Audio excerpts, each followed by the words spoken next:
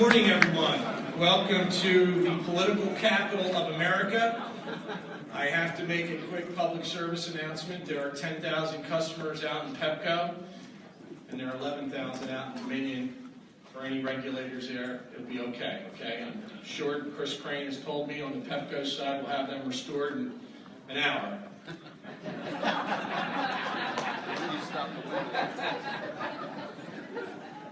Let me take this opportunity to also make a note. We are on countdown. 8 days for pitchers and catchers to head to spring training. So, and my good friend from Illinois, Brian Sheehan, Cubs will be in Arizona, so hopefully a repeat season, Chairman. Well, it is truly an honor to welcome you all here. I'm proud to announce that we have a record turnout here. We have over 1,650 registrants for this conference. I'd like to think it's all about me, but it's not. This is the culmination of months of planning, and you can't get anything done in this organization without working with our executive director, who's doing a wonderful job, Greg White. Greg, thank you. And I just got a little factoid here, but Michelle Malloy is celebrating. This is her 20-year anniversary. So, Michelle, congratulations. And ladies and gentlemen, with that, it is an honor today to welcome, and this is a first ever, to have the chairman of the Energy and Commerce Committee in the U.S. House of Representatives addressing us here this morning. I had the opportunity to meet with Chairman Walden about 5 minutes ago, and I can tell he's excited to address us. It's going to take the better part of a half hour to roll out his agenda for the coming session. And I think it's appropriate that we look at Chairman Walden's leadership in the House, and behind him is his chief of staff, who many of us know is a former regulator from the great state of Oregon. That's Ray Baum, and Ray's with us today as well. Ray, through our colleague Phil Jones, has been actively engaged in this organization, so it's really an honor to this morning welcome to this podium, representing the 2nd Congressional District from the great state of Oregon, a proud graduate of the University of Oregon. Please join me in welcoming Chairman Greg Walden.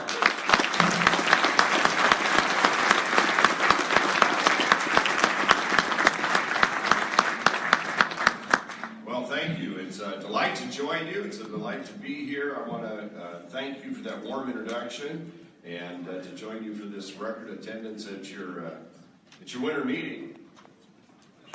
You know, I'm told it's new Congress.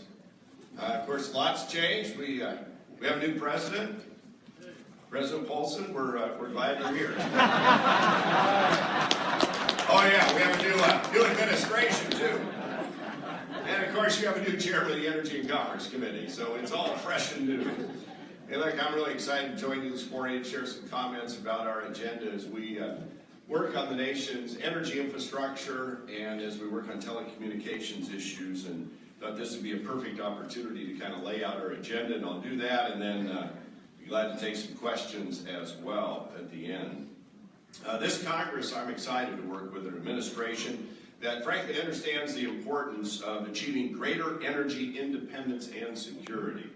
With a unified government, we actually have a rare opportunity to enact reforms that build on our nation's energy abundance, modernize our energy infrastructure, and promote domestic manufacturing and job growth. Reforms that truly make a difference at the local level.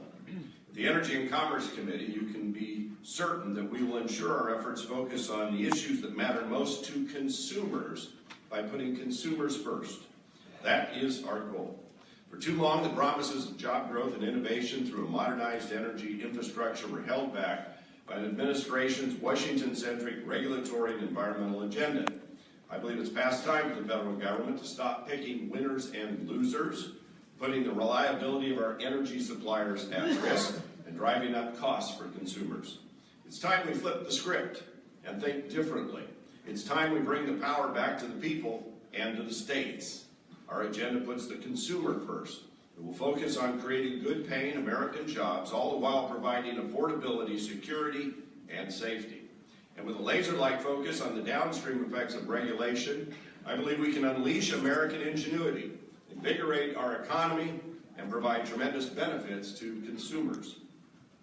With former Chairman Fred Upton taking up the gavel at the Subcommittee on Energy, and my friend Representative John Shimkus of Illinois leading the Subcommittee on Environment, the Energy and Commerce Committee is primed to help usher in a new era of American ingenuity and that capitalizes on our energy abundance. These two leaders have the experience, proven experience, to effectively guide major legislation not only through our committee, but also through the entire Congress and to the President's desk. Under Fred and John's leadership, we will focus our early efforts on energy infrastructure improvement and expansion. We will also work to bring greater transparency, accountability, and predictability to the nation's environmental laws. In fact, this week, we will begin our infrastructure-focused initiatives with 2 hearings exploring the many challenges and opportunities that lie before us. We will hear from energy producers, builders, laborers, contractors, and utilities, all of whom make up the fabric of the energy and electricity value chain in both the traditional and in the new digital economy. We will look for ways to create new market-based opportunities in the transmission, distribution, and energy end-use space. Enacting new market-based reforms will improve our nation's economic competitiveness, national security, and way of life, regardless of the fuel source from which electricity is generated. We recognize that the states are our partners in this effort. We understand that utility commissioners have a critical role to play in protecting and modernizing the nation's energy infrastructure. In fact, the top staff person, as you heard earlier, on the Energy and Commerce Committee is your own Ray Baum, who gave up the chairmanship of the Oregon Public Utility Commission about 6 years ago to come back and work with me when I chaired the Subcommittee on Communications and Technology. Now he's the top staff person on the entire Energy and Commerce Committee. And if I have trouble keeping Ray in line, I can always look to my colleague from North Dakota, Congressman Kevin Kramer, who was a state utility commissioner before winning his seat in Congress. We are committed to working with you to improve communication and coordination while we implement strategies that enhance resilience. We also know that commissioners would like to see a stronger commitment from the federal government in supporting shared or delegated responsibilities, especially in the areas of pipeline safety grants and training, infrastructure siting, and infrastructure modernization. So we'll be looking to NARUC and utility commissioners across the country for help and consultation along the way as we advance both our short-term and longer-term agenda. In addition to infrastructure development and modernization, this week the committee will begin a wide-ranging review of technological developments in the electricity system and federal power markets, including how new information and communication technologies may be used to help consumers be more active in expressing their choice in managing energy consumption and generation. Federal and state environmental regulations, coupled with mandates and subsidies, have presented unique challenges for the successful operation of federal power markets. We think the rapid pace of change in today's increasingly digitized and tech-driven world warrants a more comprehensive examination of the current system, including the manner in which existing mandates, such as the Public Utility Regulatory Policies Act, or known as PURPA, and laws of the past impact the consumers of the future. These are the things we want to explore and want your input on.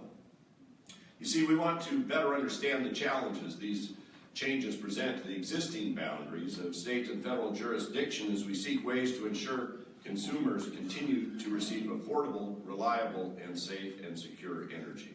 We want to make certain that the proper roles are in place between the federal government and the states for dealing with the important issue of utility resource planning. This includes working with the new administration to reverse recent efforts by the EPA to erode the state's authority through the Clean Power Plan. As we look to review the developments in federal competitive markets operated by RTOs and independent system operators, we'll also look at ways federal regulators can ensure sound price formation, reduce barriers to entry, and ensure efficient market design is maintained. And we'll seek to ensure that the right tools continue to be in place to properly share information and mitigate new risks, protect our grid, and equip it to meet the challenges presented by cyber attacks, severe weather, or physical attacks. Given the importance of the work of the Federal Energy Regulatory Commission, it's also essential that the Trump administration and the Senate get new FERC commissioners in place as soon as possible so they can do their part too. On the environmental front, we will work to review expired funding authorizations in the Safe Drinking Water Act and the Brownfields programs. We will identify ways to remove barriers to innovation that current regulations may cause. We'll work with states and local governments to identify new ways of cleaning up old waste sites. We also plan to pursue targeted reforms to the Clean Air Act, including a broader long-term review that examines transportation fuels, efficiency standards, and the renewable fuels mandate. This Congress, we plan to make sure that our federal environmental laws are working better to protect public health and the environment, and are also made more transparent and accountable to both the public and the regulated community. Now, where it makes sense, we want to put the power to protect the environment back with the states, whose citizens are more accountable to local environmental and mitigation efforts than far-out bureaucrats here in Washington. But let there be no misunderstanding. Whether regulation and enforcement comes from Washington, D.C., or from the states, we remain committed to making sure our drinking water is safe, our waterways are cleaned up, and we continue to improve air quality. I've asked Committee Vice Chair Joe Barton to lead a comprehensive review of the Department of Energy and to develop a reauthorization legislation in concert with soon-to-be Secretary Rick Perry. Not since the 1980s has the Department of Energy undergone the extensive review and reauthorization that we have planned. Clearly, the nation's energy and national security landscape is substantially different today than it was 30 years ago. So we need a 21st century Department of Energy, and that's what Joe Barton is tasked with designing. I figured it was a nice challenge for an engineer from Texas who used to chair this full committee and has written major legislation on the energy sector over the years. So this effort with DOE will include addressing our nation's nuclear waste management policy. The Yucca Mountain project must remain central to our nuclear waste management system. The cost borne by all American taxpayers due to the federal government's delay in opening the Yucca Mountain repository are massive. Total future liabilities and payments paid by the Treasury Department doubled during the last administration, now almost $30 billion, and continue to rapidly escalate. So the committee will take a comprehensive approach to this effort, which could include authorizing a centralized interim storage facility. A legislative fix for the broken funding mechanism to support our nuclear waste management system is necessary. As a result of your successful lawsuit against the Department of Energy, the courts ruled that the federal government can no longer continue to collect the nuclear waste fee paid by ratepayers. Meanwhile, the Nuclear Waste Fund continues to generate more than $1 billion annually in interest and currently has a balance of over $36 billion. Now, as all of you are aware, the Energy and Commerce Committee has broad jurisdiction over energy and environmental issues that are not the only relevant issues before us today. If you'd be so kind to let me shift gears for a moment, I'd like to take a few minutes to talk about the upcoming agenda for the Subcommittee on Communications and Technology. For the last 6 years, I had the honor of serving as chairman of that subcommittee, and in that role, we worked diligently to bring a deregulatory approach that focused on the bottom-up process rather than dictating terms from Washington. Well, now, while we succeeded in freeing more spectrum for mobile broadband through successful auctions, the latest of which is just concluding, the communications sector suffered, in my view, unnecessarily as the FCC overregulated during the last few years. So after years of prescriptive regulation under the previous administration, I think it's time for a new approach. Under the leadership of our new subcommittee chair, Representative Marcia Blackburn from Tennessee, we're working closely with our colleagues in the Senate, the FCC, and the NTIA, and the new administration to advance policies that foster renewed investment, create jobs, and incent innovation in the marketplace. Clearly, we recognize the valuable role of the states in telecommunications policy and see ourselves as a partner in common cause with the people we jointly serve. The House of Representatives passed our FCC Process Reform Act, Not once, not twice, 3 times, would you believe 4 times during my chairmanship of the subcommittee, 3 of those times unanimously.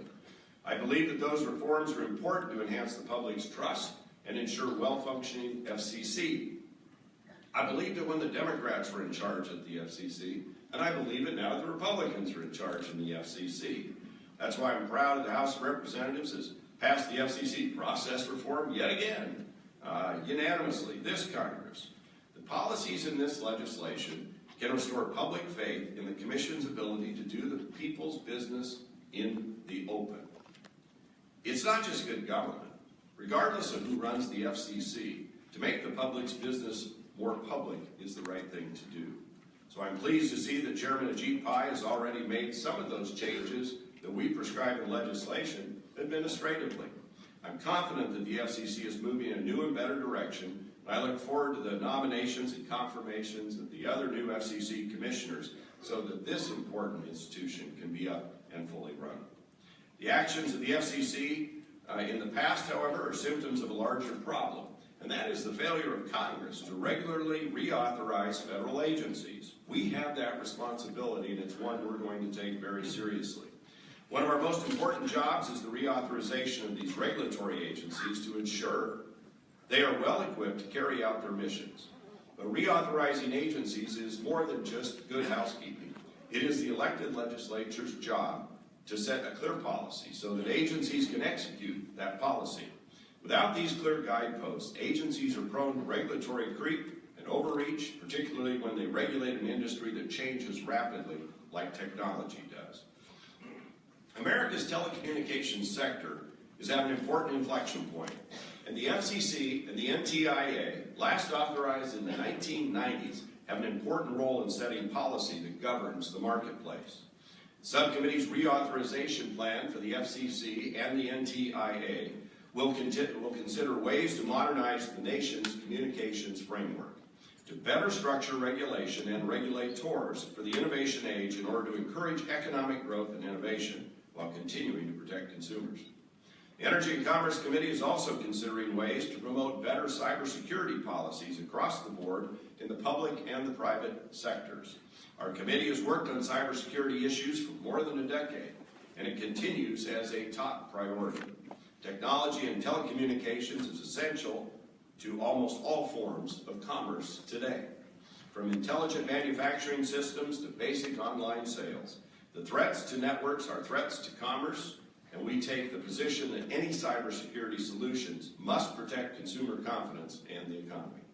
As we build upon our previous work on cybersecurity, we will continue our holistic approach to examining current threats and our strategies to mitigate these risks.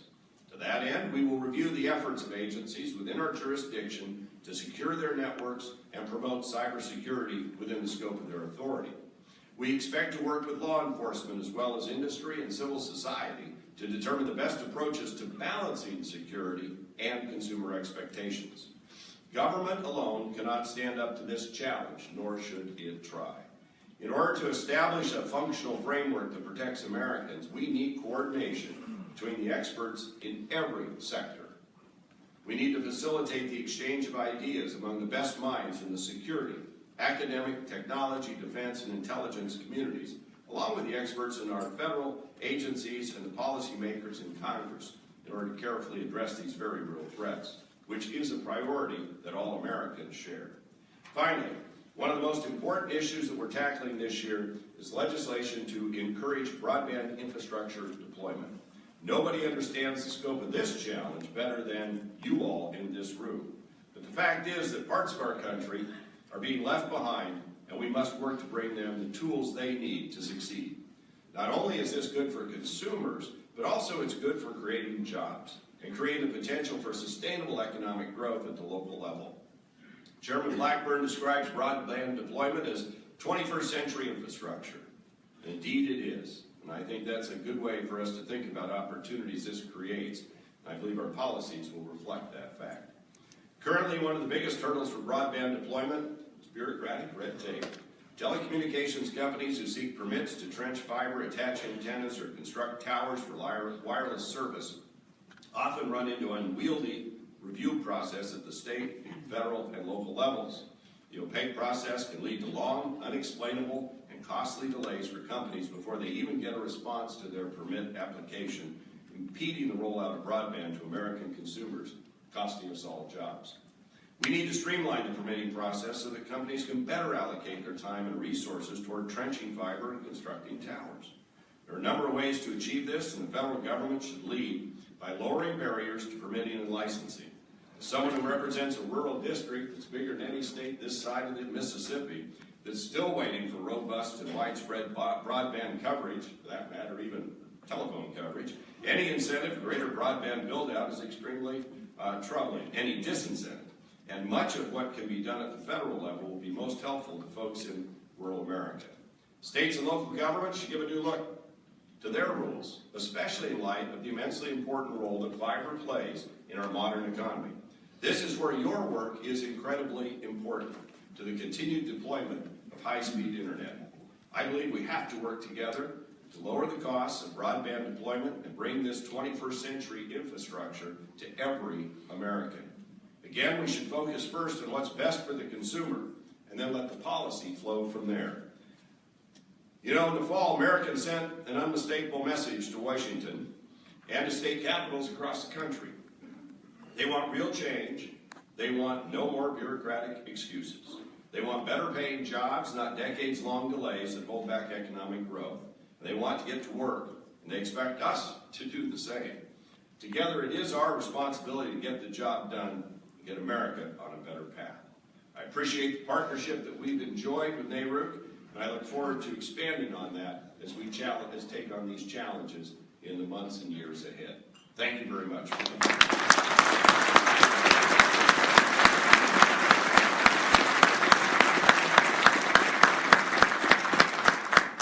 I'd be happy to take a few questions, and Ray's agreed to answer them. So, I also want to recognize Stephen Bloom, who's here on the Oregon Public Utility Commission, a great Eastern Oregon voice on that commission, doing a wonderful job. Stephen, thank you for your service. And while you're thinking of questions, I want to identify Tom Hassenbohler, who is our Chief Counsel on the Energy and Environment Subcommittees, and David Rettel, who's our Chief Counsel. You two stand up.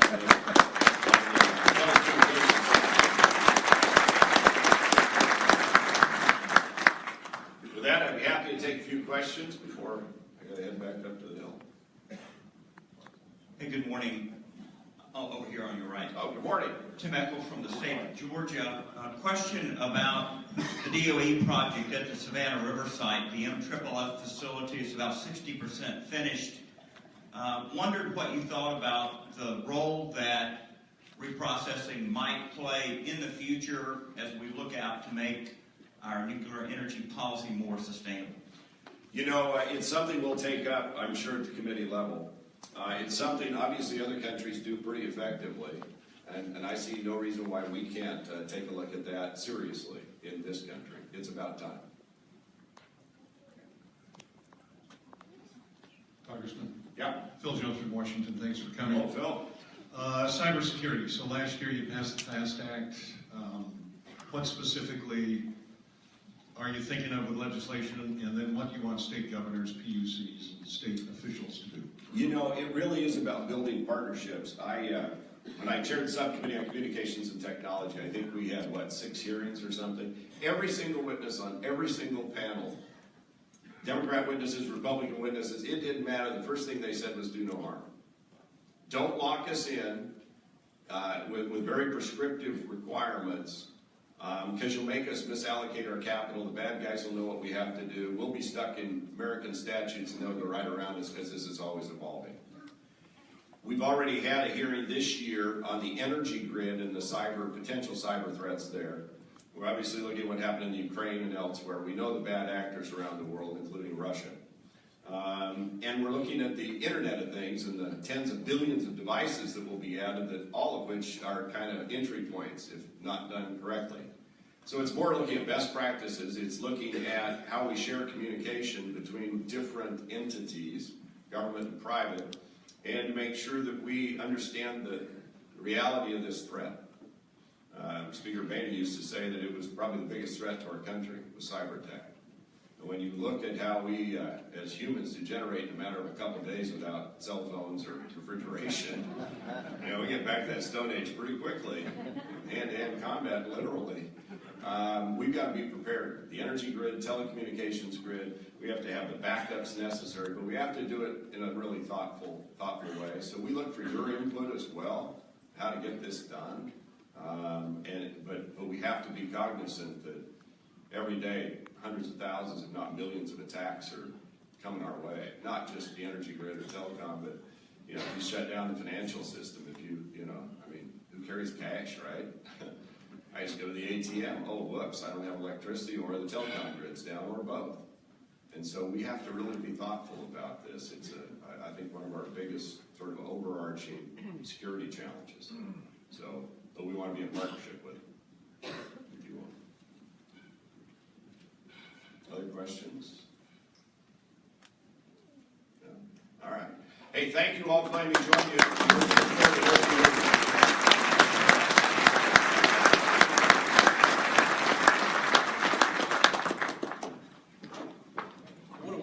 Off our meeting, and I want to thank the chairman for his remarks here this morning. And the couple quick housekeeping items. I see some of you are standing in the back here of NARUC Church. We have a lot of pews open up here, and I have a good set of NARUC ushers that are with us, Chris Melee and Brian O'Hara.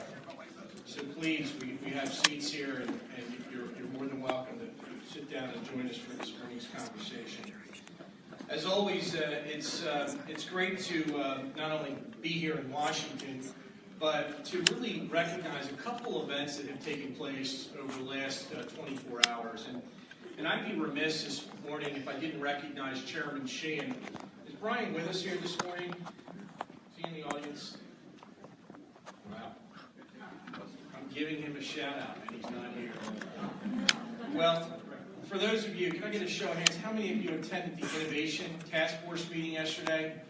I mean, what a remarkable conversation, and the fact that Brian is leading that, and it was just an unbelievable turnout for that conversation. I want to thank him, and also want to thank Judge Judith Yachman from the great state of Virginia. She is leading our Military Affairs Task Force, and I see Tom Kuhn with us. We're very excited by the leadership shown at EEI, working with Tom Farrell, who's already committed to join us for the San Diego meeting. So very excited about that, Tom, and thank you for lending us one of your top CEOs on that issue. We also, I'd be remiss this morning if I didn't thank Commissioner Randall and my chairman, Chairman Gladys Brown. They have worked during the last year on our transportation task force. How many of you use Uber? Come on. This is not a confessional. As I like to tell people, in 2008, none of us in this room knew what a transportation network company was. We all know what a transportation network company is now. State legislatures have grappled with this issue. We also learned a lot as we talk about the energy renaissance. The shipments in my state alone of Bakken crude moving to East Coast refineries, and the whole issue of rail safety. And so Commissioner Randall from the great state of Washington, I want to thank you for your leadership on the rail safety piece. And if both members are here, I just would ask that you please join me in thanking them for their efforts here on our transportation.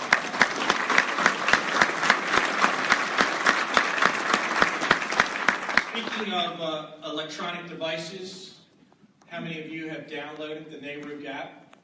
Good, good. We do have a prize, I think, every day. If you go to the NARUC app from 9 to 11, there's some trivia questions. I see my former colleague, Paul Roberti's already logged in, and we're giving a $150 gift certificate. I tried to get you free power, but we just couldn't accomplish that. So. Now, let me take this opportunity. When you put an event like this on, and as much as we all know, it looks seamless here. But behind that effort, as we know, Michelle Malloy and her staff, Wendy and Regina and Brian and Greg and the entire team here at NARUC have been working very hard post the La Quinta meeting. But the sponsorships really matter. And this morning, I want to recognize our sponsors who really made this turnout really what it is, and it's 1,650 people plus. Hopefully we don't get in trouble with the local code enforcement people for the occupancy requirements in this room. But with that, I'd ask you to hold your applause. But our first is a special exhibitor, the U.S. Department of Energy. Also under our blue sponsors, the Regulatory Assistance Project, IEE, NESC, NEM, EMRF, and SEPA. And by the way, we'll have a little dictionary version of what all those little acronyms stand for. On our silver sponsorship, I want to thank the Nuclear Energy Institute and Maria, their new leaders here. I want to thank them for being active in the conversation here at NARUC. And to our gold sponsors, once again, Dave McCurdy and Kyle Rogers with the American Gas Association. We also have the Solar Energy Industry Association, one of our great companies in Pennsylvania, Direct Energy. We have the American Wind Association, Fred Butler's here. Oracle Utilities, and Accelera is also with us. And I want to thank them also.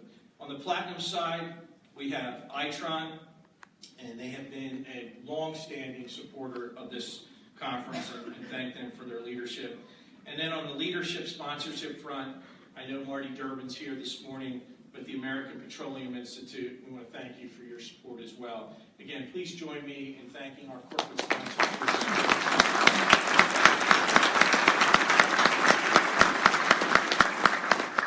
We also have a number of media joining us today. RTO Insider, one of our media sponsors, Fortnightly, E9, Electric Policy, and E&E News. And I want to thank them for also being part of this wonderful conference.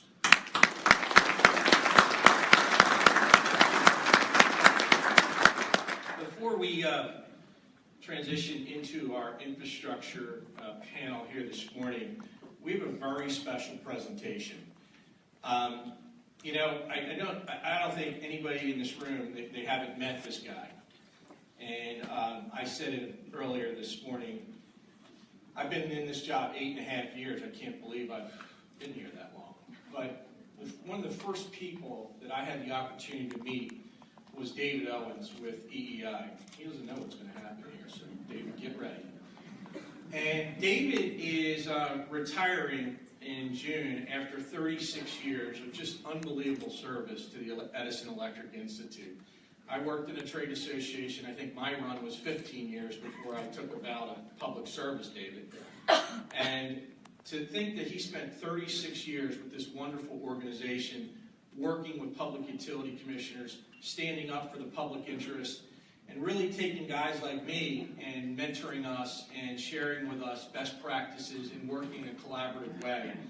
It was amazing. And I think every one of us, David, on behalf of NARUC, owe you a debt of gratitude for your active engagement in this wonderful organization. Now, ladies and gentlemen, by way of background, we share a lot in common. We're both from the Philadelphia area. David is a proud graduate of Overbrook High School. There was an unbelievable basketball player by the name of Wilt Chamberlain, and I think David maybe guarded him back in the day. But his West Philly roots is kind of the first time I met you, and we were sharing some great stories about Overbrook and just his passion for Philadelphia, and the fact that he got to hang out with me for a little bit was always special too, right, David?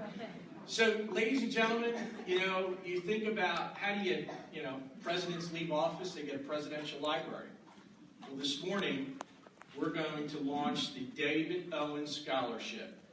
And Tom Kuhn's with us, but David, I just want to thank you.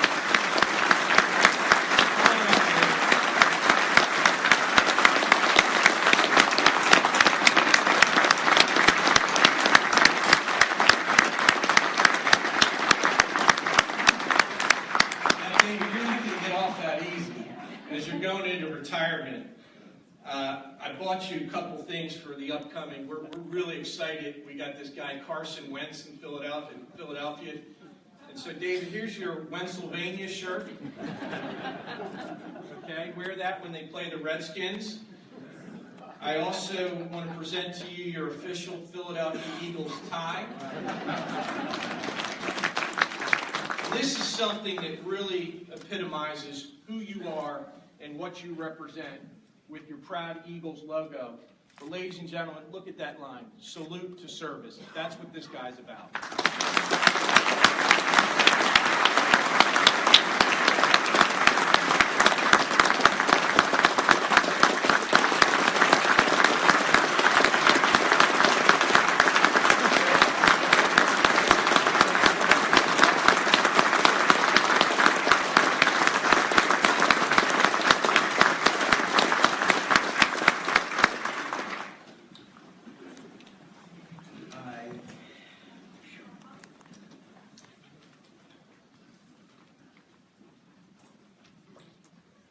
I'm speechless. And I'm very rarely speechless. This is a high honor. And all of you know that I'm really dedicated and love this industry. You get to phases in your life where you want to do other things. And it's not that, this is probably the most exciting period in the utility industry. All the issues that you've got to deal with are in a period of transformation. But you know, I look at my life and I've been very blessed. I've been very fortunate to work for an outstanding leader, Tom Kuhn, and be surrounded by outstanding people at EEI who are very gifted, who are very supportive. And then all my friends in the audience. So I guess I've been the luckiest person in the world. But when I started my career in a very young family, we were just starting a family, and I knew I had to move up and make money. So I did a lot of traveling and so forth. I had a tremendous wife. I met my wife, fell in love with her at first sight. And got 3 young adults who are parents themselves, and now I have 2 grandkids. And I look at the cycle of my life and all the great things that have happened in my career, tremendous opportunities that I've had. And you look at your life, and I've always been one to really like to make a difference on issues, like to make a difference in relationships. And again, thank you for your heartfelt recognition of my retirement. And then you like to make a difference, positive difference in people's lives. So that's the phase of my life that I'm in now. That it's very important to give back. You know, people have given me a pathway. Now I've got to give others a pathway. So that's where I am. And I want to be able to spend more time with my grandkids. I'm not the type of person that's going to sit on a hammock and watch soap operas. I'm going to stay actively involved in a lot of different issues. And primary to that is my family and my community. I'll still do a little work for the industry and do some other things. But this was a tremendous surprise. I'm very moved by it. I thank you for your friendship. I clearly thank many of you have been mentors to me, and I thank you for your leadership and your commitment to public service. And I hope in the second phase of my life I can make contributions to society that also make a difference. Thank you again.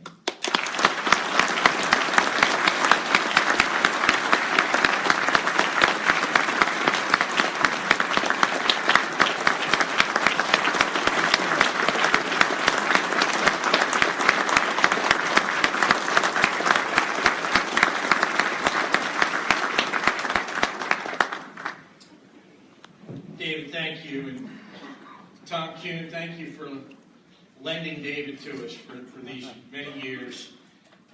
We have been well served. And there's some guy by the name of Muller who's going to fill your shoes. I don't know how he's going to do it. We'll figure that out. We've got a 12-step program for him. With that, I think we're going to do a quick turnaround of the room and get our infrastructure panel started here. And I call on my panelists, Chris Crane, Chris Franklin, We also have Pierce Norton and Jonathan Spalter, if they could join me here this morning. Chris, are we okay on the road setup? We are. We're going to transition in. We're going to be very efficient here this morning. What are we supposed to do?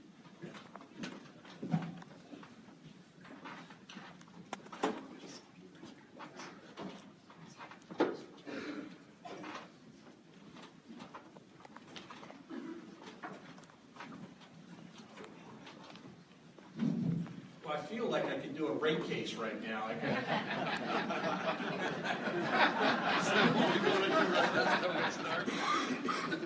We're going to do a NARUC rate case. Now, seriously. We do a merger. Well, we had a conversation about that at our last meeting, speaking of 12-step programs. Well, it is an honor to have here, I call them titans of industry, but gentlemen that have really served in their individual industry sectors with distinction. And Chris Crane is someone I've known a long time, and he's coming in as vice chairman of EEI, runs a pretty big utility in Chicago, and I've had the pleasure to work with him. And Pierce, I'll tell you what, AGA is just really doing some great work in your leadership. I've spent some time with you in New York City recently, and we're going to talk a little bit about infrastructure on the pipeline replacement front. And Chris Franklin needs no introduction. Chris, by the way, was my chairman of my board before I went on to the Public Utility Commission. I actually quit on him. So I'm sure he's never let me live that down. But here I am hosting a panel with him. But he is the president and CEO of Aqua America, based in Bryn Mawr, Pennsylvania, and has been one of the real thought leaders around water infrastructure and serving in the capacity of vice chairman of NAWC. Chris, welcome. And Jonathan Spalter, we can't have a conversation just with gas and electric and water. We need telecom here. And I want to thank you for taking the time out to be with us here. You know, Chris, you've been in this industry a long time, and you've seen some, I'll call it tectonic shifts in the bulk power system. We've seen things like discussions around clean power plan, no clean power plan. But I mean, in your entire span of this working in this industry and cutting your teeth in the nuclear industry, have you ever seen a more dynamic phase of where we're headed as a country right now as it relates to power production? No, not at all. This is I'll use the mic. No, not at all. This is the time, this period in my career in the industry, never seen a shift or changes or potential changes. There's opportunities and there's issues that could be presented. Hearing Chairman Walden and yourself and the priorities that are being discussed here at NARUC really feel like we're starting to get a grip on some of the problem statements and where we can go as an industry going forward. You know, the electric industry spends over $100 billion a year in investment in infrastructure for reliability, security, if it's cyber or physical protection. These are long-lived investments that we have to have some level of certainty before we can make them. Exelon alone is putting in $25 billion over the next 5 years. So it's a huge, huge issue to know where public policy is going to drive us. If you look at the generation fleet, especially in markets, there's many issues that have to be addressed now. The potential risk on one of the more reliable baseload generating assets in the country, the nuclear assets, significant challenges with current market design. So with all of this coming together in getting a realization that this country for too long has separated an environmental policy from an energy policy, and in competing at federal levels with state levels has made it very difficult for markets to be formed efficiently and made it very difficult for predictability of investments going forward. So, you know, the leadership at the federal level either come up with a common policy or get out of the way, have the states be allowed to work with the RTOs and design the markets of the state desires. The states we serve, the locations we serve, want affordable, reliable, but they also want clean power. And how do you build a market signal around that to adequately compensate all the generators within the stack is very important. So, as we see this come together, and at the time with innovation coming onto our system, digitization, customer demands and needs, I think leadership, clear focus on not picking winners and losers, as the chairman said, but picking outcomes that we want and support affordable, reliable markets, I think is going to be critical. So we look forward to the dialogue. Well said. And Pierce, I had the opportunity to be with you and we're recently in New York for the Wall Street dialogue. I was thoroughly impressed with kind of your state of the gas industry. And let me just first congratulate you on your chairmanship of AGA this year and your steadfast commitment to gas safety. This organization is extremely proud of the work that we were able to accomplish with the passage of the Safe Pipes Act. Ladies and gentlemen, later today, we're going to be up on Capitol Hill saying thank you, but also reminding members of Congress we're coming back here in 5 years to talk about pipeline safety reauthorization. But I wanted to pick up on that because you really highlighted that with the analyst community, this accelerated pipeline replacement in a post-San Bruno, as I had to deal with in my chairmanship, the tragic events in Allentown, to see where this industry is, see the remarkable price suppression that shale gas is creating. Chris, also I gotta say, nice to see a 56% drop in wholesale power prices after rate caps came off in 2010, but all good. So you kind of provided that lookout. This could be a decade of expansion, and natural gas playing a key role in that. So why don't you talk a little bit about that and where you see the industry highlighted over the next decade? So one of the comments that I made when I was in New York was the fact that it's a quote that I got from Will Rogers, and it says that even if you're going in the right direction, you'll get run over if you just sit there. And so the natural gas industry has been going in the right direction for many years now. In fact, since 2004 to 2014, we've seen tremendous expansion in the use of natural gas. It's gone from around 19 TCF per year to up around 28.8 TCF a year. A lot of growth in the gas industry, and it's primarily because of the pricing stability that has happened all over the United States, primarily due to the shale plays. One of the examples that I gave in New York was the fact that back in 2005 and 2006, when we had the hurricane disruptions in the Gulf Coast, 20% of the supply in the nation at that time was coming from the Gulf Coast area. That is now 5%. So it has really changed and transformed the natural gas picture all across the United States. In fact, when I started my career in 1982, the Atlantic Coast region of Marcellus Shale practically was non-existent. And today, it's gone from about 1% back in the early 2000s to around 13% of the natural gas supply. So, but the thing that we face, probably the most critical part, is the build-out of the infrastructure, which is kind of the theme of this panel. And so what's important is not what we do or how we do it, but why we do it. And why we need the infrastructure to continue to build out is primarily because it helps the businesses, whether or not it's an industrial or commercial customer, to help their bottom line. And it brings jobs to this country, and it creates jobs. And then the other part is the residential customers. It puts discretionary income back into their pockets.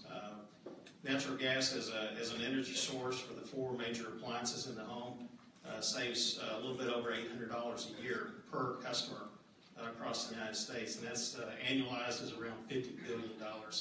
So natural gas is very, very important and critical to the energy picture. To also kind of give you a sense of why infrastructure is so important, between 2004 and 2014, we spent around $52 billion in this country building out natural gas infrastructures. The DOE itself is predicting between now and 2030 that those numbers will be around $40 billion. So there is a need for it. It underpins our economy and is extremely, extremely important to our country. You know, Pierce, you pick up on that, just amazing. You know, we remember being here in 2008, and here we were in 2008, an import nation, to fast forward 8 years later, here we are, my state, second largest natural gas production state in the country, soon to displace Texas. Just kidding. And these shifts in power markets, and to your point of you know, just the average customer, I think in our state alone, gas purchase costs, and if you're a retail customer shopping for a retail supply contract, you know, $1,287 in real savings. And you know, Pennsylvania, under our current chairman, leading an effort to invest in things like CHP investment, and also a discussion, and you touched on it. You know, I know the EPA wants to get at the smokestack, and that's important, but we have non-attainment zones in areas like my city of Philadelphia, Houston, and it's a sad commentary, but the U.S. has less than 800,000 vehicles fueled by CNG. So if we're really serious about environmental benefits and reducing ozone, we need to step it up in terms of CNG infrastructure build-out. I'm kind of excited with Secretary Pruitt and Secretary Perry, who are from shale production states, really talking about those type of issues. Right. I agree. I mean, it's you know, we do believe that natural gas is the answer to a clean energy future for decades to come. One of the things that's so different about natural gas is that if you look at you know, what does coal do? You know, 90% of coal goes for one thing, which is the production of electricity. And as far as petroleum goes, 70% of all petroleum goes for transportation. But when you look at natural gas, you got 26% or so going to electric generation. You got 40% going to basically industrial, commercial, and residential loads. Those are market share numbers. And then about 3% transportation, which is what you're talking about. So to make some headway in that area would really make a difference from an environmental standpoint. In fact, as the distribution industry has added 30 million customers in the United States, we basically have kept CO2 emissions flat for the past 45 years. That's pretty incredible feat because of efficiencies and other advancements in technologies as far as appliances and those kind of things goes in home consumption. So natural gas is going to be a very, very major key to us achieving both our economic goals and our environmental goals. Chris, not to be outdone by the electric and gas industry, and you know, my fondness is former chairman of the NARUC Water Committee. I remind everybody it's something we produce at a penny a gallon. The only public utility you ingest is water. And Chris, you face some daunting challenges in your space, and proud to say in Pennsylvania, working through alternative rate making, through the DISC mechanism, we've really paved the way to replace a lot of, you know, aged water infrastructure. But you've seen some changes in your industry in a post-Flint world. There's an awareness, and I bet you most people in this room, if we polled them today and said, you know, what's the makeup of the sector? Most people say, oh, it's been dominated by investor-owned utilities. Well, that's not the case. It's something, what, is 84% of the water sector is run by municipal systems? Right. And we don't even regulate them in Pennsylvania. So your thought of your industry going forward, it's no different. And Chris, I always love, you know, EEI, I love Tom, the sales pitch, most capital-intensive industry, which it is. But my water brethren also have a story to tell. And Chris, why don't you take an opportunity to showcase what you guys are doing and where you see this in your industry going? Sure. Nice to be with you, Rob. You know, I've known Rob for 25 years, and finally started to form some opinions. You know, he's been a shy guy most of his life. You know, you have a rate case coming up. I knew that was coming. But you know, one of the key points you made is a really important one and not to be lost. And that is that there are more than 50,000 water systems across this country. And many people lose a train of that fact. When you think about those, many of those are municipal, call it 84% of those are municipal, and often undercapitalized. We have a lot of municipal systems in this country that are very well run and invested in. But the fact of the matter is, most of that middle market is underinvested in. Listen, bankers have a tough job. I know a lot of regulators who are former either legislators or local officials, and there are tough choices to be made, right? Health and Human Services, public safety versus investing in a water or a wastewater pipe that nobody's ever going to see, and credit is, well, let's just say, minimal for making that investment, at least in the short term. And so often those systems then go long-term underinvested, and we have pipe in this country that is well-aged, in some cases over 150 years, and it has to be replaced. I'll give you the sense of the possible. When I arrived at Aqua America in the early 1990s, if we took the amount of pipe we're replacing every year over the total pipe, the miles of main that we have across our system, we would have been on a 900-year replacement cycle. Unsustainable, right? And I would say if we were to post those scores, that replacement cycle in most utilities across this country, many of them are still similar. Now, in the mid-1990s, 1996 to be exact, the first distribution system improvement charge was passed in Pennsylvania, and the investment began to be made, and in a significant way. That then spread over many, many states, largely thanks to NARUC and the networking that goes on here. But as a result, over those 20 years, we've reduced our replacement cycle from 900 years to 90 years, which is right in the sweet spot of where you want to be as a utility. And so I'll conclude just by saying this. Consolidation must occur in this country. It's good public policy. It's the way to go to get the real investment. We're in this sort of stream of nationalism discussions. But if we think about ourselves as patriots, we should be investing in the grid, the gas infrastructure, and the water and wastewater infrastructure, because it really is the base of our commerce in this country. If we're going to be long-term sustainable on economic development, we need to have strong infrastructure. And John, that's a great segue. We pick up on the chairman's speech here this morning, and a nice shout out to your industry and what he sees happening with his agenda and bringing broadband to underserved areas. And I look at our state. Here we are, under former Governor Tom Ridge, we have full broadband deployment. But you have the area where I am, where you have competition, you have great bandwidth and speed, and then you have rural Pennsylvania. And so the big discussion, New York, Commissioner Sayers leading a conversation with his colleagues, and my chairman and Commissioner Dave Sweet and our shop, we're trying to grapple with CAF $2 and say, how can we as states maybe keep those dollars in our state versus deploying them as we do with federal highway dollars, redistribute them out. But your thoughts on where do you see your industry going? And you talk about change.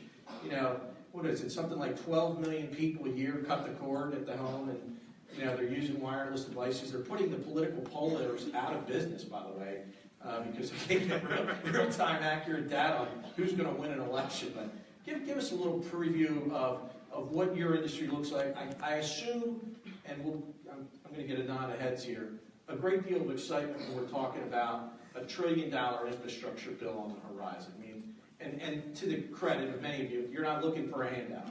Just give us a market indication, state regulators or FERC or whoever touches us, give us the market signal and we'll deploy. So talk to us what the telecom space and where you see it heading. Well, first of all, Rob, it's really great to be up here with you, and I want to commend all of the men and women of NARUC. I am new to U.S. Telecom, but I'm not new to NARUC. I've been able to spend time with commissioners all over the country, and I just wanted to commend you for understanding, by literally having me in this seat, that our nation's vital infrastructure of the future is no longer just the gas lines and water systems and smart electrical grids, the asphalt and the airports that have connected us. It's increasingly the ones and zeros of broadband. And I'd say that, as you pointed out, Rob, it's a breathtaking proposition that the new administration, President Trump, has advanced this concept that we're going to be able to actually deploy up to $1 trillion of new public monies for revitalizing and making more sustainable our nation's infrastructure. I just point out, though, in comparison, that the companies that I represent at U.S. Telecom, the United States broadband sector, has invested over the last 2 decades $1.5 trillion and counting. It's a phenomenal amount of commitment to the nation's infrastructure. And we have to understand that as we're thinking about the future of innovation in the telecommunications landscape, that parallels very closely the evolution of equally smart policy frameworks to guide and shape it. Because the fact is, unfortunately, we just found out that the last time we actually had data for this, that CapEx in our nation's broadband infrastructure for the first time in almost a decade went down to $76 billion per annum in 2015. We have to develop policy infrastructures that are as smart, as innovative, and as forward-looking as the broadband technology that our companies are actually investing in and deploying for consumers all over the country. We know that constructive policies can accelerate broadband investment if they're based on 2 fundamental principles: clarity and parity. We need consistent policy frameworks that will be both pro-consumer and pro-investment, and regulatory thinking, both at the federal and at the state level, that excludes the idea that there is a binary choice between being for consumers and for investment. These are not mutually exclusive concepts. The path forward has to be stability in our regulatory evolution of what they think we're going forward on, but also a less political regulatory framework. We need more surgical strikes. We know, for example, that the very important work that we have to do to ensure an open internet has to proceed with a new consensus that we can't condemn broadband to be treated under the same rules that have guided our railroads and the rotary phones of years past. We need to be smarter. We also need consistency across the internet ecosystem in order to do our work. And let's just take a case in point. Let's look at, for example, privacy. We know that in our broadband world, the privacy regime is largely guided by the Federal Trade Communication. All parts of the entire internet ecosystem are guided by the FTC, except for broadband ISPs, the companies that I represent, that are discriminated against. The FCC, in its previous iteration, has developed prescriptive rules that just are not enabling the kind of innovation and investment and pro-consumer attitudes that we need to embrace going forward. This disparity has had negative impact for consumers, but also for the men and women in our broadband ecosystem that are really desirous of investing more and extending broadband to the places that it's needed most. There still are 20 million Americans that don't have access to broadband resources, particularly in the rural parts of our country that need it most. I believe that the kind of models that you've been able to envision using smart thinking and innovative policy formation at the state and local movement, at the state and local level, the movements towards smart cities, smart communities, is a real guidepost for all of us to envision a broadband future which will actually be built on local and state level innovation on a regulatory framework matched with the ability for our broadband companies to continue to roll up their sleeves and go to work investing in extending the promise and the opportunity that broadband can bring, not only to bring the remarkable public benefits that we know broadband can achieve for our citizens, but also, and importantly, and this is a very critical issue for our panel, that we have to be able to think about how we can join more effectively our digital infrastructure to support our more brick and mortar infrastructure assets. The smart grids, the smart water systems, the smart energy platforms that we envision for our future, the smart bridges and tunnels and railroads and airports, has to be built increasingly on a foundation of equally accessible and smart broadband infrastructure. And so, if we're going to be smart about our infrastructure plan of the future, this $1 trillion of opportunity ahead, we have to prioritize broadband in order to make our brick and mortar infrastructure assets smarter, more sustainable, safer, and actually more cost effective. We can do that in partnership, but we have to accord broadband the priority that it requires in order to be as supportive not only of our citizens and our economy and economic productivity, but also of our more analog national infrastructure assets that we know need revitalization. Yeah, I think you hit on some of this infrastructure we see is, as I like to say, carbon 44 tested. It's fossil-like, or someone used to refer to strong thermal that way. But, truly challenges, and we're going to hear from Chairman Schuster here, who's the chairman of the Transportation Infrastructure Committee. And you know, I know many of us as economic regulators get excited around the discussion of infrastructure investment, with one caveat. Let's not, I mean, to your point, the intermodal piece is important. We need to have world-class bridges, ports, mass transit systems, etc. But let's not forget the energy and telecom infrastructure piece. And Jonathan, you hit on a theme, and I'm going to come back to Chris Crane. Parity and clarity. And Chris, like I said, you're dealing with an issue right now that no one would have thunk this back in 2008 when we were in a $14 per MMBTU gas market. You probably had one of the most productive, and still do, by the way, but your generation fleet, your nuclear fleet, which is world class. And I read this quote from former DOE Secretary Ernie Muniz, warned that the U.S. only has about 5 years to remove roadblocks to promoting nuclear power before an eventual wave of power plants retire in about 2030. He went on to say to members of Congress, we should authorize the use of interim storage facility for spent fuel, and said industry isn't supportive enough of the country's climate goals. I thought we were supposed to be building more low carbon resources. On the theme of parity and clarity, does this give you any sense of clarity? No, it doesn't. We have been working over the last 4 or 5 years as an industry to try to inform all the stakeholders of what's happening within the markets. And these nuclear assets, as we've discussed, base load assets. Last year at Exelon, we generated a record amount of megawatts. At the highest capacity factor, the fleet-wide capacity factor was almost 95%. So these are solid base load units. They run during the polar vortex. Fuel's on site for 18 to 24 months.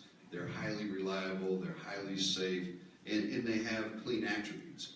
In many of our states, there is a desire for an environmental benefit from generation assets. It, to this point, has been looked at as renewables. Renewables are an important part of the stack, and they should continue to be a part of the stack, but we need to look at defining outcomes. If the outcome is a higher reliability, diverse fuel stack, then how do you create a market design that compensates for that? If the desire is an environmental outcome, then how do you design the market for the outcome versus the technology? In New York and Illinois, we recently were able to get regulation or legislation that recognizes a block of nuclear megawatts on somewhat of parity with other zero-emitting resources. So, that's a start, but it doesn't fix the market issues, and you have to continue to kick the ball to the next state to have the conversation. The parity would be design the outcome if the state regulators and the RTO managers can design the outcomes those states want and compensate for that. It doesn't have to be a carbon element. It can be the reliability element. It's whatever the outcome is versus pitting technologies against technologies. If you look at what happened successfully from the government, was the NOx and SOx and mercury standards. That didn't pick a winner or loser. It said, here, fix your stack and clean up the air. The market took care of the rest. Some plants didn't make it. Some plants were built. Some plants were modified. But it was an outcome. It's a successful way to go. So hopefully with some clarity coming from this administration, some clarity coming from FERC, that the states and the RTOs can do what they need to design a reliable, affordable, and where they want it, a clean stack. Pierce, I know we're teeing up the conversation of infrastructure, and AGA again has really, through their work with NARUC, gotten ahead of the curve with cast iron bare steel replacement. Where do you see, here we are, potential $1 billion spend. What's the role of the gas industry in that conversation? Are you talking about renewables, or are you talking No, about just the infrastructure piece? Well, first of all, I mean, we always start off everything we talk about being that safety is our first priority.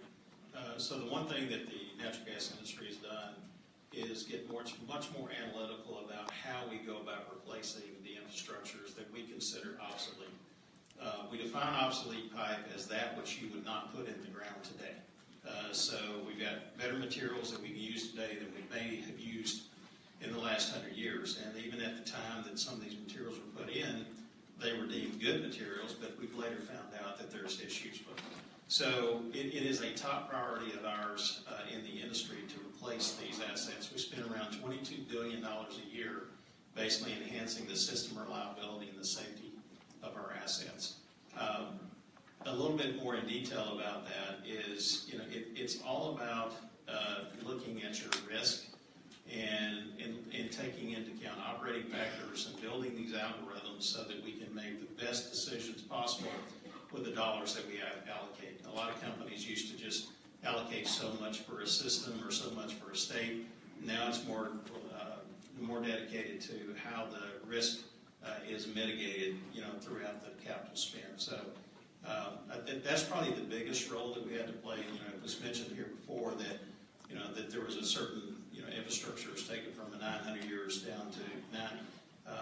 These are numbers that the natural gas industry is trying to look at as well, is to reduce that amount of pipe that's out there that's considered obsolete, and to lower that at a substantial level. I pick up on a scenario that some of us, Chris mentioned the polar vortex. And if you ask people, like I joked about TNCs, if you ask people in 2010 what a polar vortex was, they would say, I have no idea. Well, I certainly do.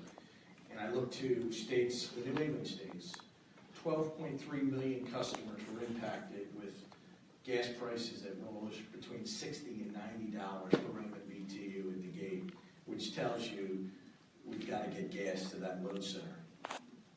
And here we are talking about I'll say a meaner, leaner federal government that's more efficient, more accountable. So how important in your world is it to get this gas to the market? And as we talk about climate goals and how important the role gas plays in that equation. So I touched on this a little bit before, but if you look back over the last decade and a half, you look at what is it that caused the price spikes. There's two main things that cause price spikes in the United States. One is either a supply issue where it's constrained, or a demand issue, and that's what you're talking about on the East Coast is a demand issue constraint. So if you want to remove those, and what it does is it gets price parity all across the United States. Those spikes, could happen because of winter weather with the polar vortex, but more importantly is how do you smooth that out over the entire year? So if you look at all the different hubs, pricing hubs across the United States, they all pretty much price off Henry Hub. Well, since that $52 billion has been spent in the United States, that pricing parity has basically come into almost zero across the entire United States, with the exception of the Northeast area. So it's going to be extremely important that we get additional gas into those areas to get the pricing parity that we need to give all of America the chance, to increase the ability to bring in businesses and jobs to the different areas of the country. Used to it was three things that affected where you put your business is where do I get my raw product to make my product, where do I sell my product, which is the transportation, what do you do with it when you make it, and the third piece is energy. Well, if we can get all these pipelines built across the United States, then it gives parity to pricing, and it doesn't pick winners and losers by region, and it goes back to defining it as the business would define it, which is where can I best access my supply for my product, or where do I sell my product. It's amazing. There's a little company in Pittsburgh called U.S. Steel, and after two pipeline announcements, I think the stock is up 30% just on an announcement or a tweet. So it's interesting to follow that. But Chris, you and I have talked about this, again, with the backdrop of a discussion around $1 trillion infrastructure bill. You said to me, look, we don't think we want to compete for those dollars. Don't community development block grant this to municipal systems. You're simply kicking the can down the road, Flint being a true example of that. We want to compete, and we're willing to go in, whether it's a P3 arrangement. So talk a little bit about that. If you were advising the White House on this potential infrastructure bill, the niche that the water industry, the investor-owned water industry will play in that conversation. Happy to. I guess just before I answer your question directly, I should point out, I think many of us know Marty Kropelnicki, right? Marty is the chairman of the National Association this year. He's also the CEO at Cal Water. Marty and I were in contact last night and early this morning. They serve Oroville, California. And as we know, about 200,000 people were evacuated last night in California when it became apparent that a dam may be breached. And maybe things are looking a little bit more positive this morning. I haven't seen the news in the last hour. But one of the things Marty asked me to do was just give a shout out to the California Commission. He said they're in the Emergency Operations Center out there. The drilling and the preparation work that was done for events like this was top notch. And despite the situation being a very, very difficult one right now, they feel that they were as prepared as they could possibly be. So shout out to the California Commission. Now, with regard to funding, we would suggest, Rob, that we don't need grant money. The work that we talked about a little bit ago, moving 900 years to 90 years, that was done with private money. And so we believe that private money is the solution, and the regionalization is important to that in helping to bail out some of these municipal systems. But long term, I would suggest that the grant money be associated more with combined sanitary and stormwater. Those issues in many of our cities, and both large and middle-sized cities, they can't be solved with private money. That's a bottomless pit. But I would suggest to you, if you regionalize water and wastewater, similar to electric and gas, what you'd find is not only did we reduce the years of cycle time, but we did it, and our rates are still about, call it $53 a month. So you can do it at a very reasonable rate without having major impact to the customers. I'll point out one other thing that's moving across the country right now, which is helping this effort. Legislation passed in Pennsylvania, legislation passed in Illinois, similar provisions in several other states. But many times what would happen, we would walk into a municipal who says, we have pension liability problems, we've got compliance issues with our water or wastewater, or other issues. And we would offer them what essentially is depreciated original cost, which is what we can get in rates. And they would often say, there's just no way we're selling to you for that, because we know our system is worth a heck of a lot more. So often those deals didn't come together. Well, since this legislation has been passing, I've been at my company now for 24 years. I have never seen the level of municipal interest in privatization that I have in the last 2 years. Never. So I think there are great possibilities with the legislation that now allows us to pay fair market value in those states.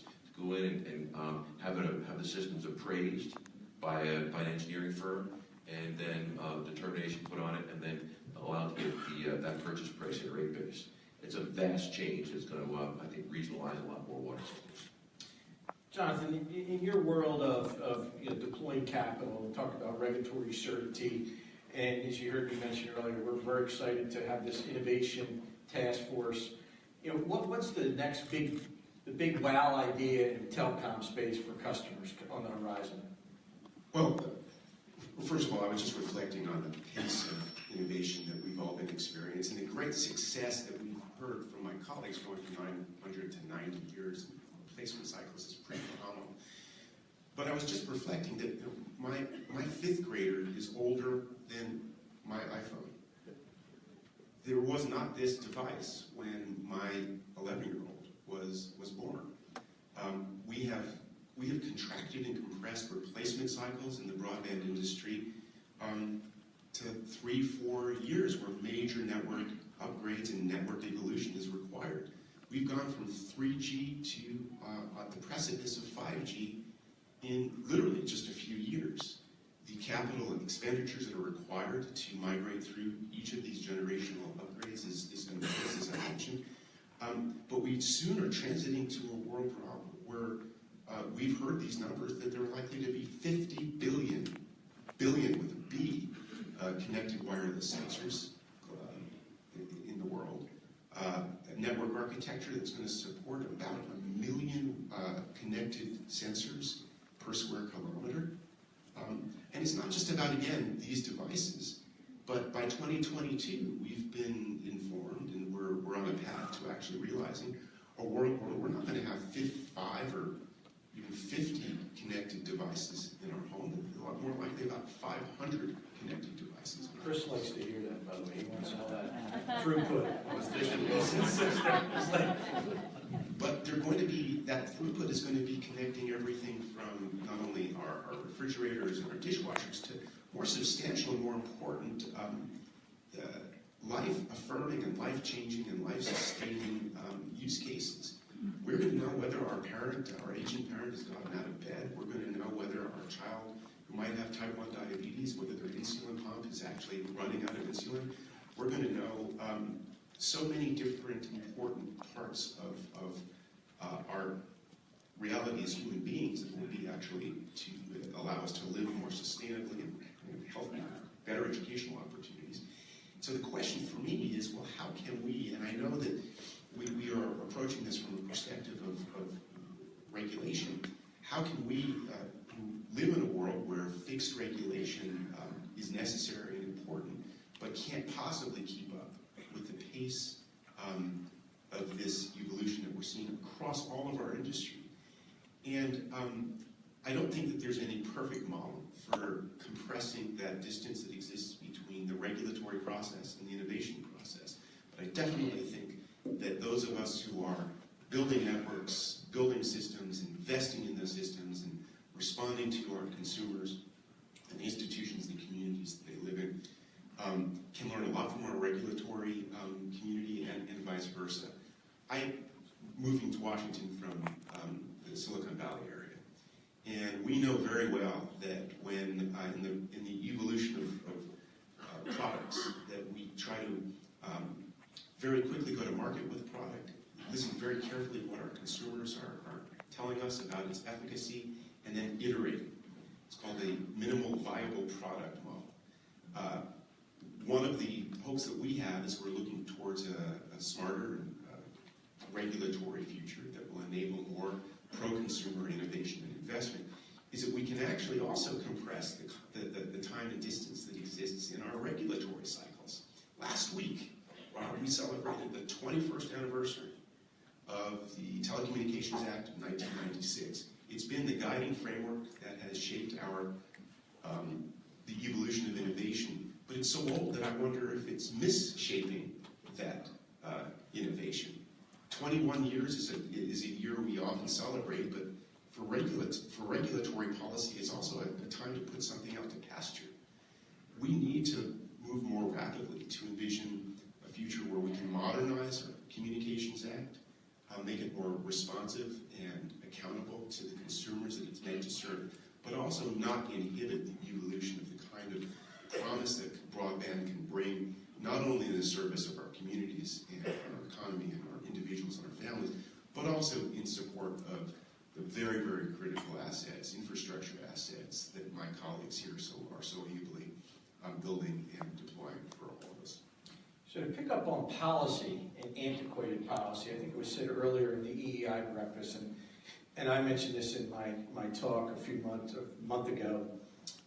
You know, we have this thing called PURPA, and it was passed in 1972, speaking of carbon-44 tested policy. Everybody, 1978, energy there was scarcity. We had lines to get gasoline. You couldn't use natural gas to build a power plant. We did a lot of things to react to we'll call it a national energy crisis. And here we are today in the 21st century as economic regulators having a 1978 doctrine driving what we're doing. And I call that a major disconnect.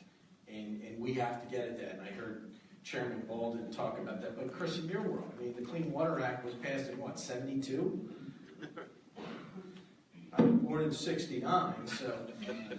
But, I mean, now more than ever, and I'm not a big government guy, but, I mean, some of these things need to be updated. Some of these policy acts at a federal level need to be updated to reflect the changing landscape. And Chris, I'm going to let you tee that up because where were you in 78? I think I was graduating from high school. Probably wasn't thinking about policy. Every day I think, that's my problem. I mean, what? Yeah, especially if you're 18. So, you know, we have on many parts of our business chains as an industry really worked with regulators and continue to work with regulators to figure out how the regulations can be adjusted. But when it's a legislative act that dictates it, it's much harder to change. I think a good example currently today, the NRC is looking at what has happened over decades of regulation and what has the country, the nuclear assets evolved to in this country now as far as safety systems, reliability systems, technology being advanced. And so they're stepping back and taking a look at what's the burden reduction that we can perform. And that's really value add. Our past chairman has done a fantastic job. The incoming chairman will have a very clear focus on that. But that's a case where you've got a regulator proactively looking at things. When we look at some of the environmental rules that have been put in place, you can say there's some successes there. As I mentioned earlier, NOx and SOx wasn't good for the environment. It's been deemed necessary to reduce those pollutants. They affect the livelihood of our nation, so that's a good. But if you look at some of the other environmental or regulatory or the PERPA type restrictions that we have on being able to provide service to our customers, those really need to be addressed. And if it could be started at the legislative end to clear the restrictions on the regulated entities, I think it would be clear. So we'll see what happens on the Hill.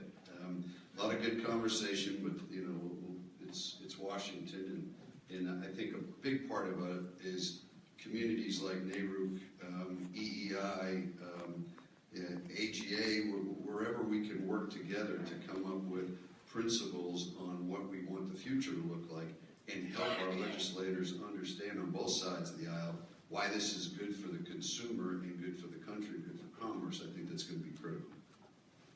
You know, there's a buzz in this town. There hasn't been a tax bill since, 1986? And we did a great conference call, the NARUC Executive Committee, with the EEI leadership. One of my suggestions is I'd like to see EEI, AGA, National Association of Water Companies, and the National Telecom Association all on the same page. Now, granted, you're not one homogeneous utility sector, I get it. But on tax policy, if we get this right, as Larry Kudlow said, you could be looking at 10 to 15 years of real GDP growth and a situation that could unfold where, companies have traditionally, in the last 10 years, money's been sitting on the sidelines. So your thoughts on a big swing for the fences tax bill and what it means to your industry. Pierce, I'll let you go first. I'm not sure how I got the privilege of going forward first on tax reform.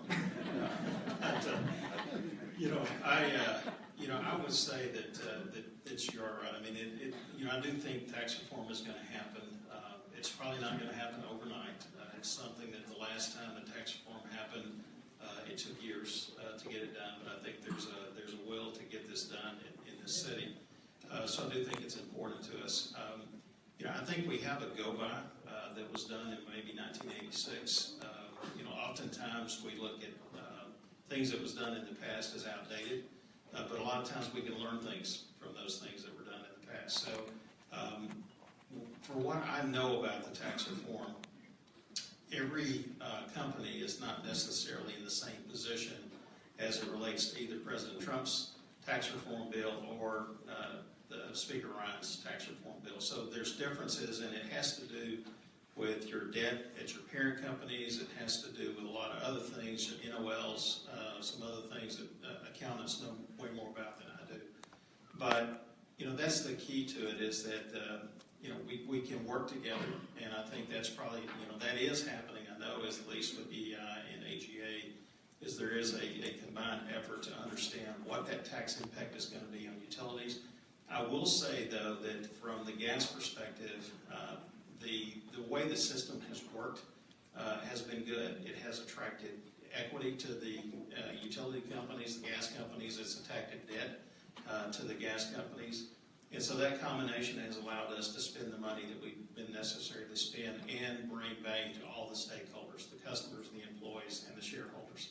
So the system is working. We just got to make sure as we go through tax reform, which could be best for other businesses and other models in the United States, that we don't break the model that actually is working fairly well, which is on the utility side for both electrics and gas. Chris, you want to pick up on that? Yeah, I think that was said well. I do think that from an earnings per share standpoint, obviously, interest deductibility and parent company debt, that there's an impact there. What that will look like, and we'll have to see as it comes out. I'm sure all the issues will be considered. The tax issues at the, I'll call it the OpCos, regulated by all of you. Obviously, every state would handle that differently. Probably Pennsylvania would let us keep it for a few years. I'm kidding.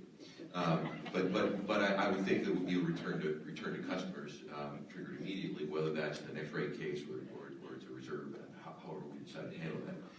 On the more general issue of federal regulation, I think we need to be really careful, particularly in our industry. We're now measuring contaminants in a parts per trillion level, right? I was explaining to somebody recently, when we're talking about a contaminant in an area, we're talking about 7 grains of sand in an Olympic-sized swimming pool. But as Americans, we want no contaminant. We want 0, which is very, very expensive. And if we're going to go that way, I think we have to realize the impact is we're going to have filtration at different levels, and we're going to have treatment processes at different levels. So we've got to be very careful about that environmental policy at the EPA level and in Congress. There's a big discussion in whether you're EEI or AGA or NAWC, this discussion of big data. And I've read a recent report entitled, and thanks to the work, I see Mike Howard here from EPRI, but we do have, there's no normal utility customer anymore. And behind the meter, there's a lot of disruptive technologies, and as my wife jokes with me, I don't need you messing with the Honeywell thermostats on your iPhone. But Chris, you're seeing, again, just technology changes and big data that we didn't even have back in the 90s. And how is it driving your business these days? Yeah, we're not looking at it as a disruptive force. We're looking at it as an enabling force to better serve the customer. Now, we want to be there to be able to serve the customer. We want to be able to compete to serve the customer. But up till smart meters, as you know, we didn't know somebody's power was off until they told us. We didn't know how big the storm was that went through until you rolled trucks up and down the street to get there. So now with understanding from the digital data coming from the house, the digital data we're getting off the system, the voltage regulations, the controls that we can do to drive efficiency is phenomenal.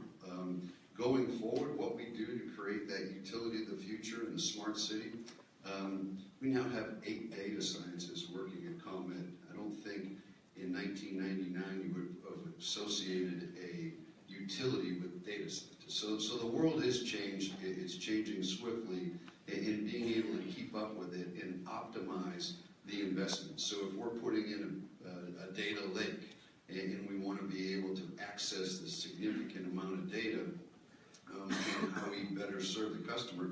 There's a balance between customer privacy and a balance between what is truly a trend in investment in technology and what is a fact. And so what we caution our folks about is let's keep working with it. Let's work with the national labs.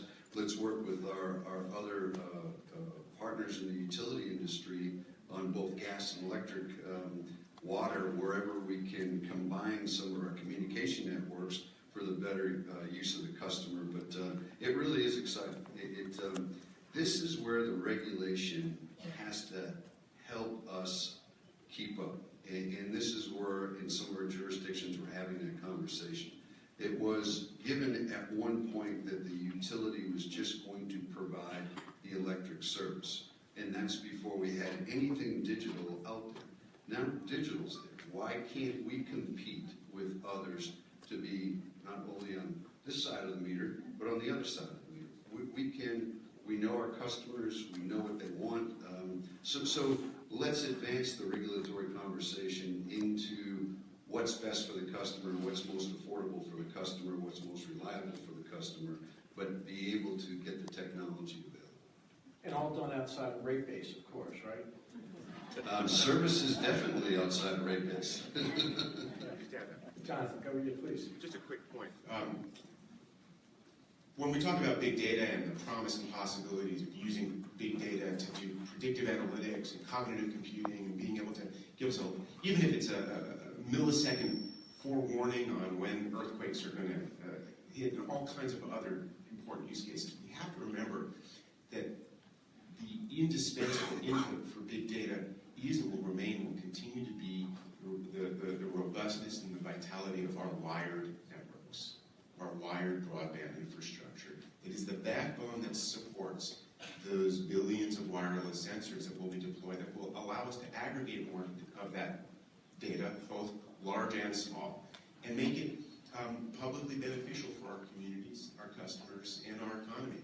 So when we talk about big data, let's not forget that it's the telecommunications providers that are actually one of the greatest catalysts for its future promise and its current use. And just as Chris was saying, we need to find a pathway to regulatory frameworks and scaffolding that will be supportive, not inhibitive, of more innovation and more investment for our wired broadband networks so that they can better support the deployment of those sensors that will allow us to achieve the promise and possibility of big data. Well, it was said yesterday, and I tend to agree with it, but you can't regulate technology. You want an example of that? My colleague and I in Pennsylvania trying to deal with an entity called Uber or Lyft. Most of our public utility codes have what a taxi cab service was in a 1950-60-like regime, and here comes this new entity that none of us could define, or some of us never used it before. So, and it's now become ubiquitous service in many different areas with societal benefits. So, we have a little bit of time for questions here. This has been a phenomenal conversation this morning, and we're going to open it up for questions. And I have a gentleman leaning against the back with his hand up with the finger number 1. You're an Eagles fan? Say again? Green Bay. Oh, well, yeah. They're a good team. You have a question?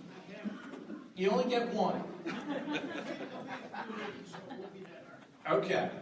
Brevity is a good thing at NARUC. My name is Steve Hines. I'm the word merchant.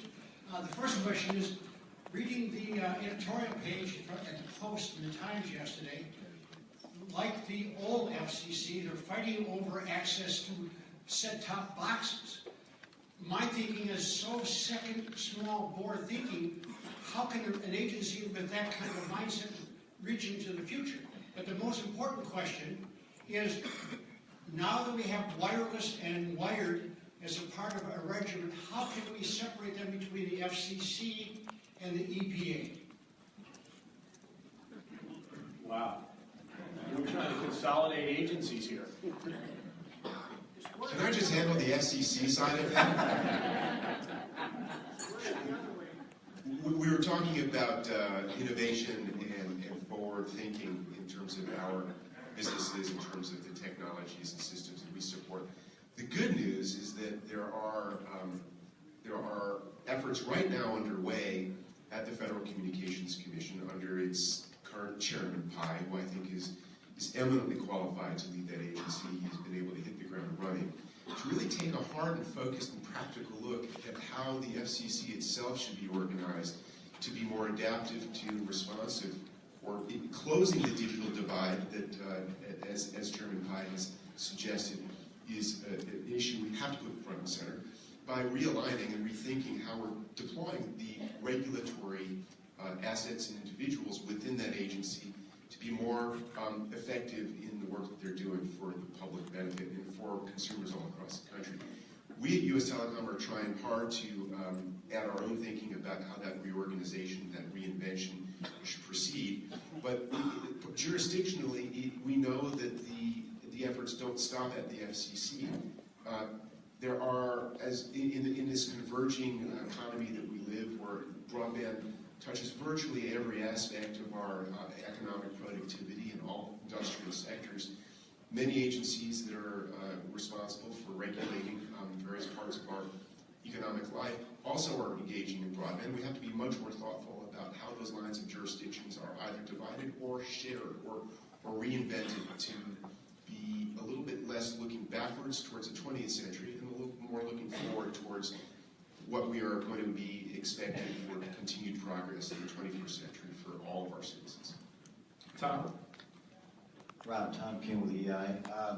Great panel, and since Chairman Walden spent a little bit of time on cybersecurity, I wanted to maybe catch up on that. NARUC has been a great partner for us in the partnership we've had with the government on cyber, but sitting up here are all the critical infrastructure industries identified by NIAC except for finance. And I think that it is, NIAC says that it is really important for us to interconnect with each other a lot more in the future.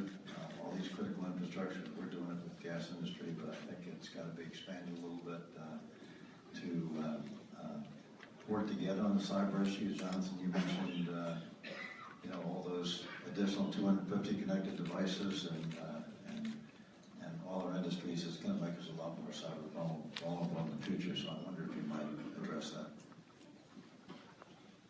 Well, I have an esteemed panel here, Tom, with great capacity. Chris, I know what you're doing because our chairman has had Exelon in, and Chris Franklin. So I'll let you go first. Yeah, no, it's as Tom knows, in leading the electric side and in a lot of our work with the gas side, hardening the systems has become critical. Our operating systems become more digitized on the transmission system and down on the distribution system.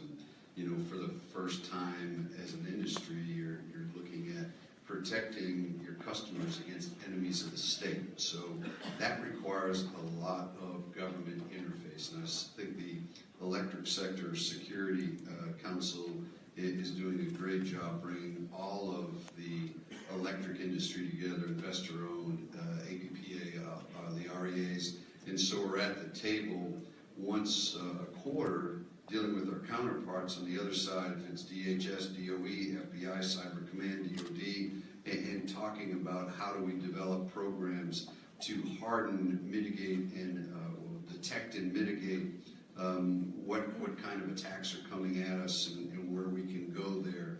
And so it's a good sharing, making the investments with the national labs. As they look at the DOE going forward, I hope that Chairman Barton understands the support that we get from the national labs on cyber and physical support. That's really critical. We continue to have that dialogue back and forth. We're really focused on physical. We can't just talk about cyber when you talk about infrastructure. So figuring out as an industry, how do we work together to mock up the combined cyber and physical attack, and then figure out what are our pitfalls, what are our shortcomings, really be self-critical as an industry, not only in communications, but in the resiliency. How fast do we get a an area back up. If you look at the areas that we serve, Baltimore, Philadelphia, Washington, Chicago, you go without power in our inner cities for a couple of days, and you don't want to imagine what could happen. It's very critical. So I think we're taking it seriously and working across the sectors and with our partners in government. Yeah, I am being told we're out of time. I could do another 2 hours. This has been a fascinating panel. I'd ask you to join me in extending a congratulations.